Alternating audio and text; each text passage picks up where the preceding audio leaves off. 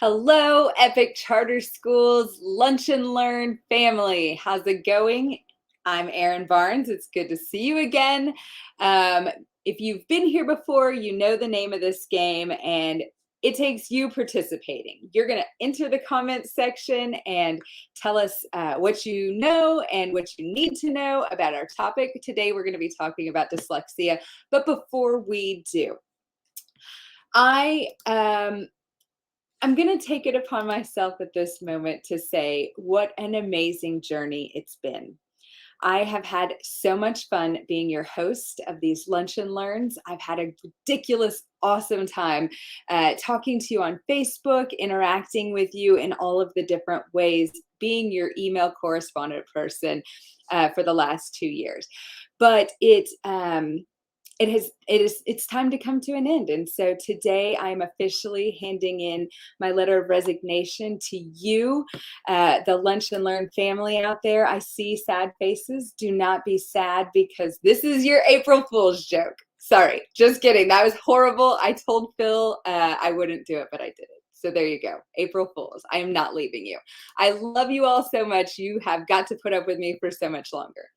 All right, so I told you today we're talking about dyslexia.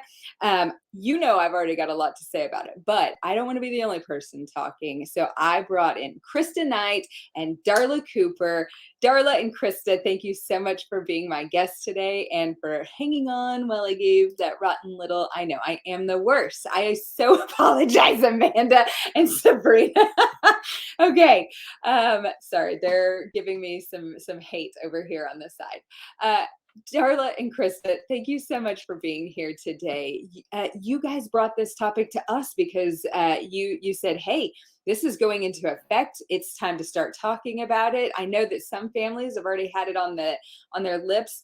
A House bill was passed last year or the year before, Darla? House Bill 2804. When was that one actually passed? It was actually passed this last year, right? Go ahead, Krista. In May of 2020. May when it was signed. Mm-hmm. And then, Krista, tell us a little bit more about this House bill and what it might possibly mean for Epic. All righty. Well, so it's House Bill 2804. It's the dyslexia screener bill. And so I'm going to kind of give you an overview, and then Darla will jump in at any time to kind of clarify. But beginning next school year, okay, all school districts are required to provide a dyslexia screener to all students who do not meet grade level targets on the beginning of the year universal screener. So for all of our students K through third grade. So for students K through 3, if they do not meet grade level standards for reading at the beginning of the year, then school districts are required to do a dyslexia screener. The screener, I want to make sure everybody's clear as we go in talking about this. The screener just identifies students that are at risk for characteristics of dyslexia. So it's a really good way to identify our struggling readers at an early age so we can start providing true interventions and explicit instruction. And that's what the House bill requires also. It's not about just screening students to know how many are struggling, right? Or which ones are at risk for having characteristics of dyslexia. It really does require school districts to put into place some explicit instruction around those 5 areas of reading, which is your phonics, your phonemic awareness, comprehension, fluency, vocabulary. So really providing some intense instruction for some students and just building more supports and services for our struggling readers at an early age. So that's basically what schools are required to do starting next school year, which sounds simple, but there's a lot to it. And again, I want to stress what we've been doing at Epic is kind of putting together teams and working groups to really figure out how can we use this House bill as a push to make, Epic's doing some great things. We've got great teachers, great staff, and we just want to make sure we're leading the way on supporting our struggling learners and our students with dyslexia, and trying to build the best instruction and supports and interventions that we can to be able to be prepared when this bill goes into place next year. Awesome. Thank you. That was a lot of information and really good information. So we were talking before the show and I was telling you guys, I'm a little worried about the screener because it's kindergarten through third grade. In kindergarten through third grade, my own daughter was identified as gifted and talented based on the types of benchmarking we were doing. In the third grade, the test quit reading to her. And so she dropped to about from the 90th percentile to the 40th percentile, but still not enough to be super identifiable as RTI or maybe even dyslexic. I mean, she was kind of in that middle range. Darla, what kind of testing are we looking at, and what's the screener going to do, and how does a kid get moved to the screener from the regular benchmarking that we have now? So, and I think what you're talking about is really a common thing. And I know that with our early screening, we use the STAR or early literacy, and we use STAR reading. And so with STAR early literacy, there are times because that one is, for our younger kids, we might have some of those same things that you experienced with your daughter. So what we're doing is using our STAR early literacy, STAR reading, identifying those struggling readers, and then once we see that they are at a certain level, basically we're looking at a basic or below basic, below basic. So if they're not on grade level, then we're going to use that that screener, and then we're going to really identify, dig down, and find the areas that they need help. And but what I love is our discussions. We just got off a call with with a team of teachers and a principal that are really looking at this challenge, this dyslexia, and wanting to take good care of all of our students, no matter what their grade level is. So we're going to start with really focusing in on what this House bill requires of our district. But at Epic, we are pioneering, trailblazing spirits, and we take good care of kids. I mean, that's what we do. That's what we pride ourselves on. And so we're ultimately looking at graduated support so we can try to meet everybody's needs. But like I say, that this first year, this implementation year, we really are going to focus in on what the House bill requires and then work from there. So I hope that answered your question. That did answer my question. And I'm going to go to the comments really quick to address a few of the comments here. Mia says, I missed the first 5 minutes. I have a dyslexic first grader. Mia, talk with your teacher about next year getting the first grader the screener.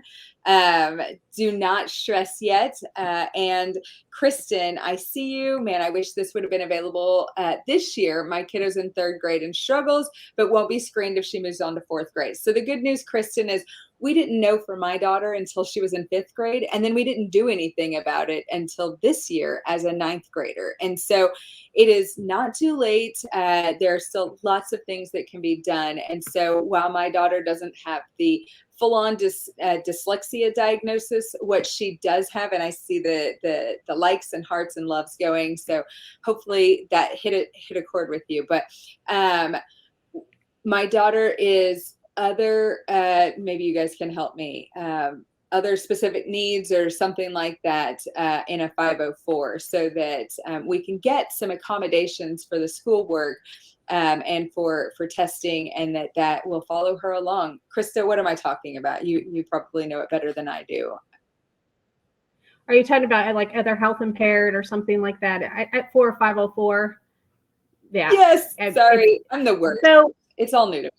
So we have talked about, that's one of the things like Darla just mentioned, which was, I can't tell you guys how passionate our teachers were. We met with them this morning and a principal about trying to better our supports and services to our struggling learners at an early age. And we have some passionate teachers that are just on board to try to work together to really build some supports and services. And just like you're saying, Erin, so that we can intervene early for these kids and really truly have some assessments in place and supports for our teachers because our teachers have big jobs. And so we want to support them in being able to intervene and have the tools and resources they need to support and address the specific needs and those specific skills at an early age. But we have some wonderful teachers, and just like you're saying with your daughter, hopefully we can identify it and really provide some interventions, progress monitor, and so that we can truly intervene at an earlier age. Now, I do want to mention, for all of you guys that have parents of older students, even now we have access to the screener, that we can provide the screener for those. And, when your kids are like 8th grade and older, it's really hard. There's not a lot of screeners out there that gives us real good information, but there are some things that we can do to really look at specific skills to target. And that's the kind of things that Darla's talking about. We want to take this House bill and build the supports and services needed to meet the requirements, but then have a plan for year 2 and year 3 and year 4 to really add grade level supports. And just, but anytime you have a concern with your student, we have supports and things in place right now that we need to, we can do additional screeners or assessments to determine kind of what we need to do as a district to meet your child's needs. So.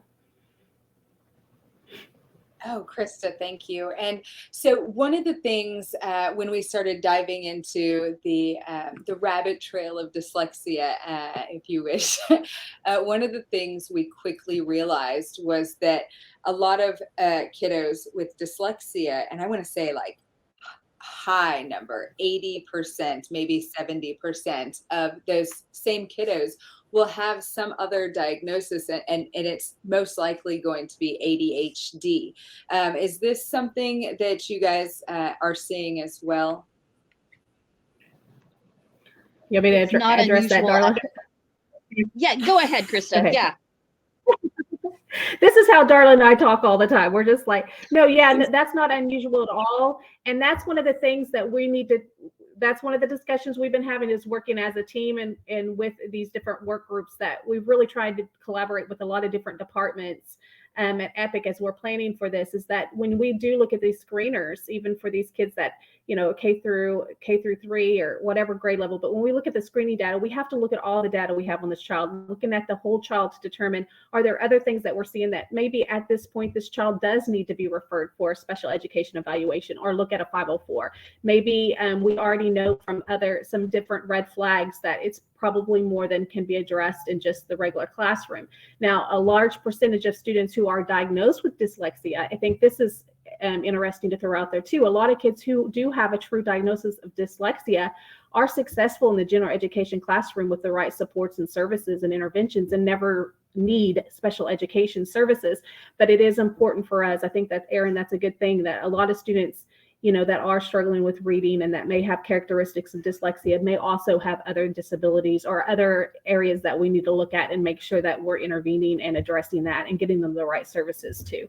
So it's more than just looking at that screening data. It's looking at all the data we have as a school district, and our RTI teams are really looking at, we have Performance Matters, that is a online program that we're trying to use, so that we can use, we're adding all the data we can get from a student from all the different assessments and screeners, how they're doing with RTI, to really have one place where we can go, or teachers can go and see, how the child is progressing and what interventions are being provided. And so we're working on that at the same time, so that we do have more data and resources to make more data-based educational decisions for our students. That is so awesome. Serena says it's nice to see that the state is realizing the importance of early screening and diagnosis. This is a great step forward in providing students the services they need. Kristen says, sounds great. Woo!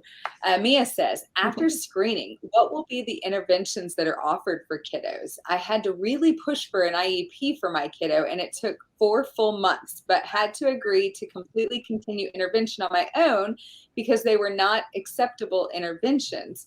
So I guess that is a great question too.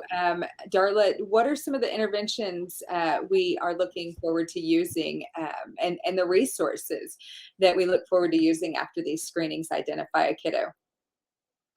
So one of the things that we actually are working on right now is a toolkit for teachers, so that they have access to supplements, interventions, all of those kinds of things. And what our team is going to look at is once we get the information back on the STAR CBM screener, it actually takes all the different areas and it gives us a basically a almost a prescription like look at the student. So it tells us, do they need explicit phonics instruction?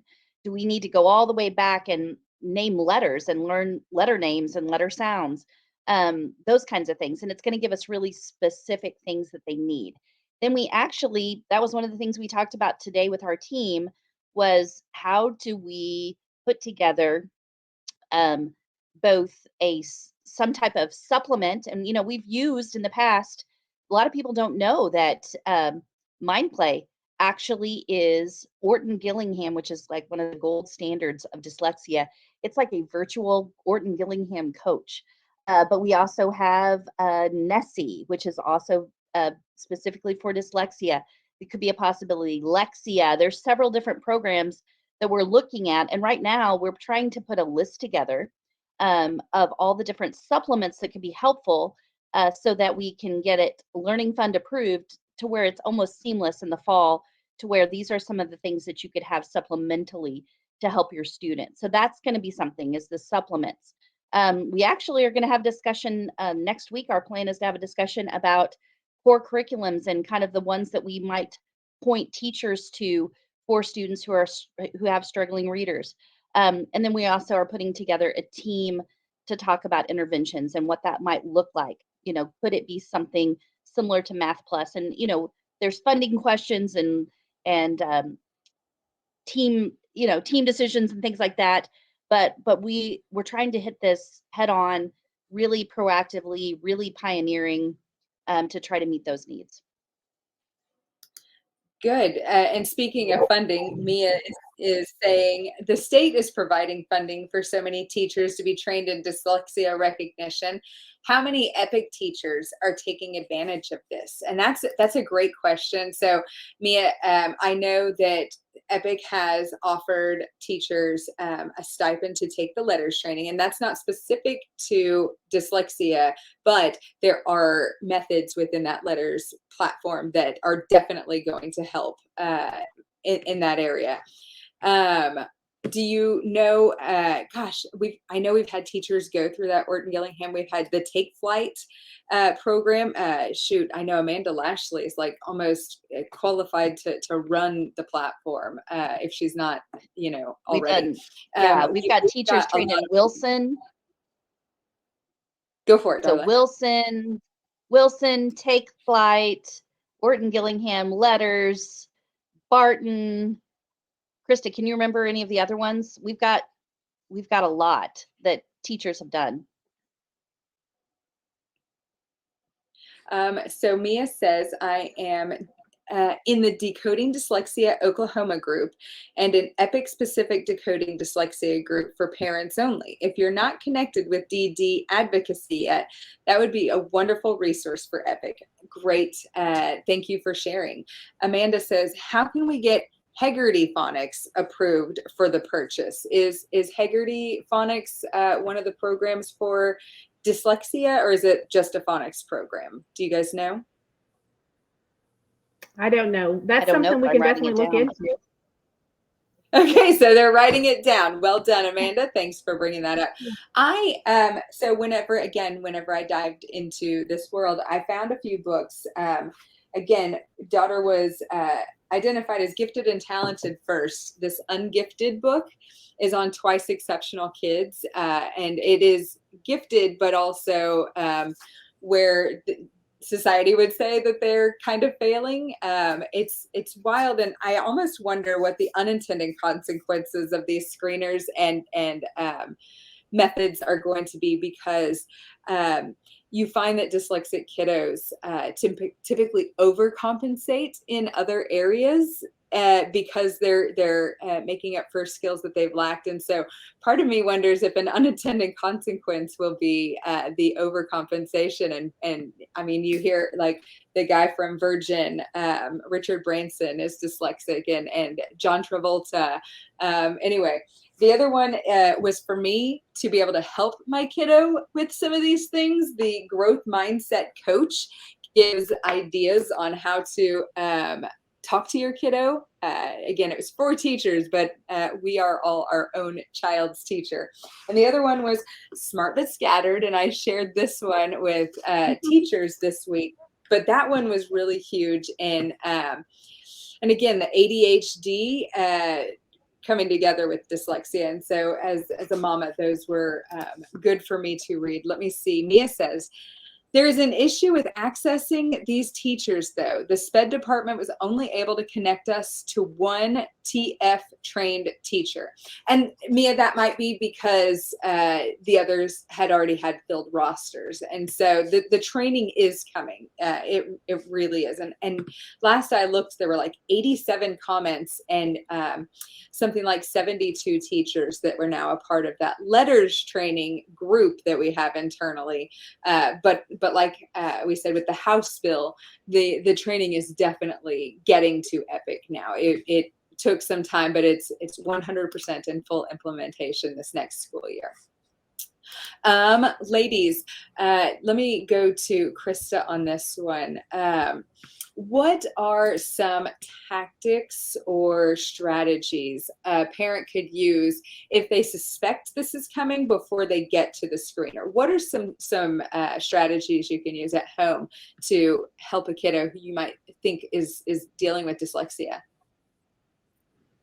Well, I really do think that, it depends on their grade level and things like that. Most of our kids I want to throw this out here because I think this brings up a good question. I think this comes up a lot because we have on our RTI team, we have right now, I think there's 126 students that have been referred to us from the teachers or the parents that just say, hey, it's not like they're wanting a special ed evaluation. They're just saying, hey, I think my child may have dyslexia because they're struggling with reading. So I think, the first thing you can do is really get with your teacher. I mean, there's things you can do at home is just, really reading to those kids, letting them practice reading. If you're seeing, there's a lot of online support for, I think, checking, just looking at,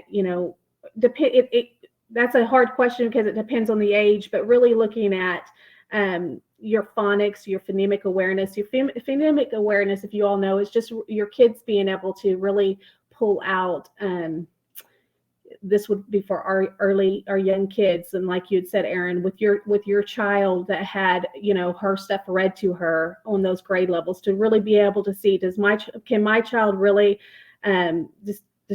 distinguish the sounds, like when you're looking at cat, can they do the at?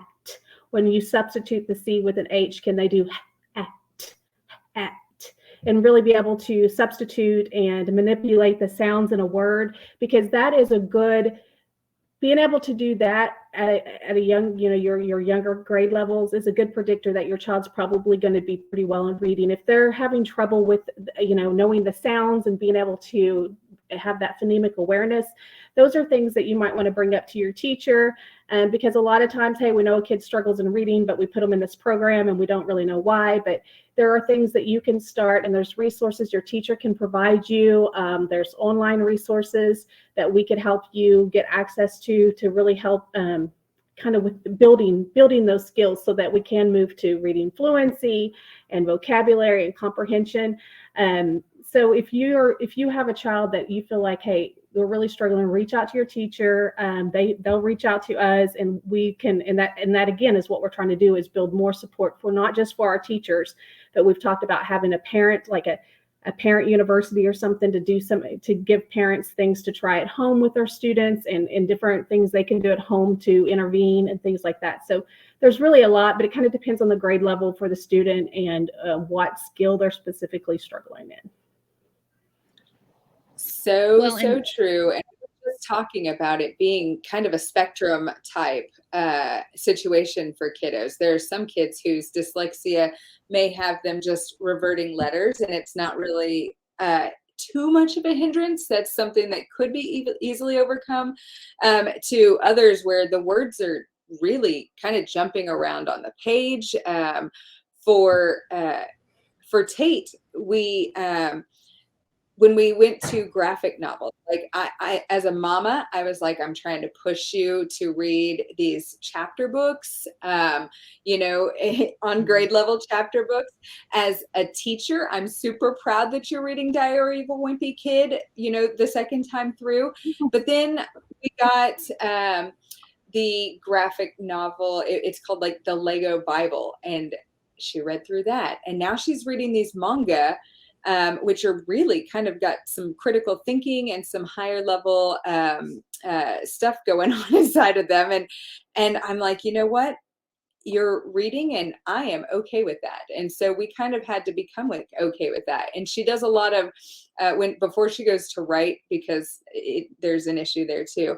She will speak everything she wants to write out, and then she'll go back and listen and rewrite it.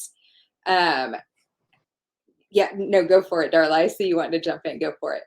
I was just going to say, every EPIC student has access to Google Suite, right? Inside Google Docs, there is a button that you can push on Tools. There's a microphone. You push that, you can speak into it. It will print what you say. So, and you know, one of the things that I like to talk to teachers about is cognitive fatigue. You know, a lot of times with our students with dyslexia, they just get worn out. You know, they're trying to decode and they just get tired. And so if we can provide just a few of these accommodations to just get them through their school day to where they're still exposed to grade level curriculum, but we provide a tool that helps them just manage it and kind of take that cognitive fatigue down a few notches, then, you know, they can still be successful on grade level. And that's what we're talking a lot about, is how do we keep them, you know, with that rigor high, and yet still provide accommodations that keeps them, you know, from like just being exhausted by the end of the day. So, and of course our audiobooks to keep just audiobooks for grade level content. Yeah, I was just Michelle Harris. I want to throw her name out there because she's one of our RTI specialists that has going through her dyslexia training, and she's becoming a reading specialist. She's just been awesome in this initiative. So I want to make sure I throw her out there. But she just texted and said, don't forget about your audiobooks for our students that can have access to grade level content and stuff, like, you know, also that's very important for our students that are struggling readers, so that they don't fall behind in the general education curriculum. So absolutely. And Mia, I just started typing to you that email address. Darla, I'm giving your email address out to Mia today.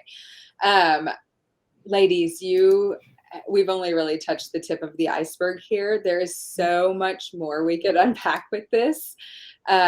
It's huge, and making these kids successful is really it's a passion of mine. So wherever you need my help, you let me know. We've done a couple of podcast episodes on dyslexia and ADHD, if you wanted to go back and get some more there. Thank you so much for coming on the show. You have been a wealth of knowledge, and maybe we can have you back soon. That'd be great. All right. Thank you for inviting us. You're welcome. Thank you again. That is all the time we have for today. If you have questions or comments, go ahead and still put them in the chats. We're going to go ahead and answer those questions as long as they keep coming up. Thank you for making EPIC a top place to work and a top place to learn. Bye.